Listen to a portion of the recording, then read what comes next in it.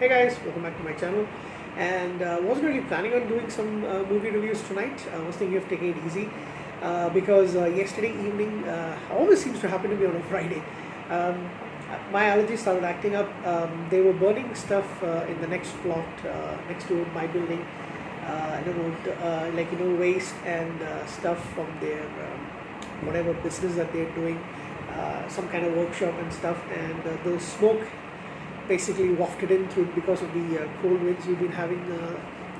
Weather was actually being good for a while, but because of the smoke coming in, it affected me, and my allergies started acting up. I developed a very bad sneezing. I got the sniffles because of that, and I am an asthmatic, so it affected me really badly last night. But seemed to be a little better today. Had a hot shower after a small nap in the afternoon, so seemed to be okay. Anyway, late last night I watched the follow-up to 2016's The Boy, which is a horror movie. Kind of, yeah, I would call it a horror movie, but more like a thriller to me, even though it had the elements of horror.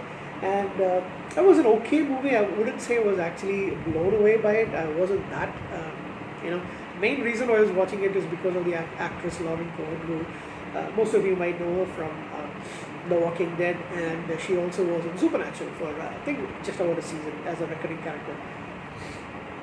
Anyway, Brahms, The Boy 2 is the sequel. It's kind of they've named it a standalone sequel. They do mention the events of the first movie, but they have made it more supernatural than it was in the first movie. So excuse me, and it came out earlier this year. And it stars Katie Holmes, and I don't remember having watched Katie Holmes since Batman Begins. I don't think I've seen her in any other movie since then.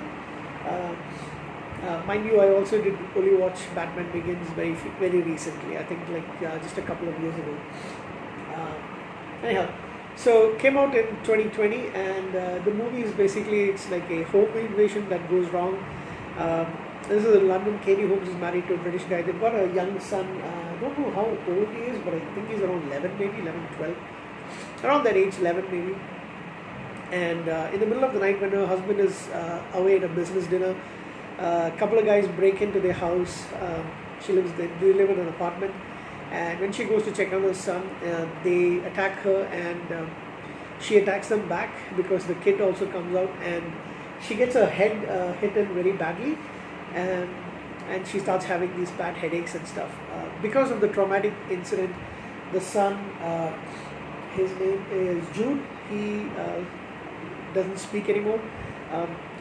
Because of the way some kids get happen to them after a traumatic incident. It's not that they can't speak, but because of the trauma, they stop speaking. So he writes things on a pad.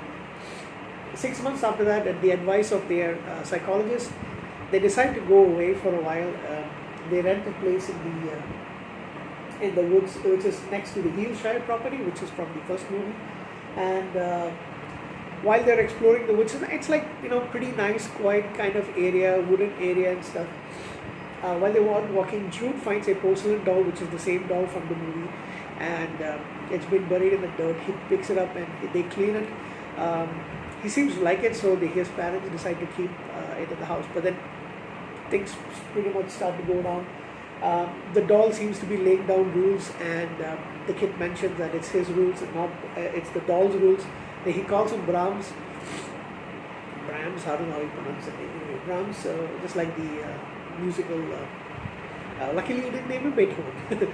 But anyway, so Katie Holmes' character, the mom, she starts seeing the doll moving from. I mean, she doesn't see it actually moving, but notices that it looks like the doll has moved on its own, just like how it is in the first movie. But this time it is actually a supernatural, and you actually see the doll face moving and all that stuff. And there is this character named Joseph or Joe, who is out in the woods hunting with his Alsatian, a dog, and apparently he's also really involved in it. So I'm not going to give away the entire story, but yeah, he is involved in it. So the kid starts acting out apparently, and they're not really sure, why he's doing these things. But he keeps telling that it's Brahms who's done it.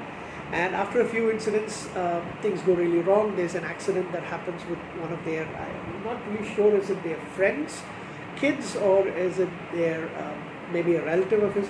And I was actually surprised to see Jolie Collins, who looks so different from, I used to watch her in a show called Cold Squad. She's basically Phil Collins' daughter, and she was, she played, she's Canadian. She plays in that series, I think for a couple of seasons, and she looks so different in this. But it's been a long time since that happened. You also have Anjali J, who is an Indian actress, although she's got a British accent because she's lived in the UK for a long time. She plays the psychologist as well, Dr. Lawrence. Anyhow, what would I rate this movie? Like I said, the things going wrong is mainly because of supernatural elements and all that stuff. I found the kid to be really compelling. He reminded me of another young actor from Fuller House, who plays the middle son Max. But I looked it up. They're not. It doesn't look like they're actually related. But he's very convincing. He's also pretty sweet and the perfect kind of innocent character type. And I think that really worked well. I don't really think anybody stands out in terms of acting other than the kid, because Katie Holmes, she's okay. I mean, she does her part pretty well. So there could have been any other actress who could have played the mom character pretty well. The actor who plays the father, the British actor Owain Yeoman, that's odd, but I've never seen him in anything else before. Neither have I seen the semi-antagonist Ralph Ineson either, although his voice is very familiar. Maybe I have seen him in something, but other than that, was pretty average movie. In fact, I wouldn't call it a bad movie, but it just doesn't seem to excite me at all. And to be honest, I got a little bored. I did like the fact that at the end, the supernatural twist that they had it, but then it seems too much like Chucky and Child's Play movies and stuff. However, I think I prefer the first movie's twist. Nobody saw that coming. So even though that's not a great movie either, but I would give this movie probably a 6.5 out of 10. It isn't as bad as I thought it was going to be, because I heard some of the reviews. Some people even refused to watch it because they said the trailer gives away everything and it looks like it's a bad movie. But I wouldn't say it's that bad, but yeah, 6.5. I'm not really sure if I ever watch this movie again. So that's my quick little review without non-spoiler review of Brahms The Boy 2.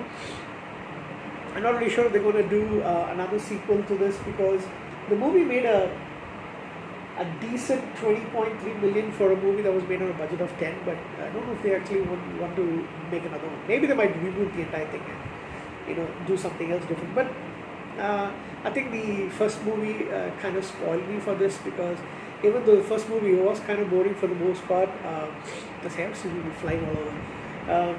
The ending was really good, and I like the fact that twist that they had in that movie. So this one, not so much. 6.5 out of 10. Thank you.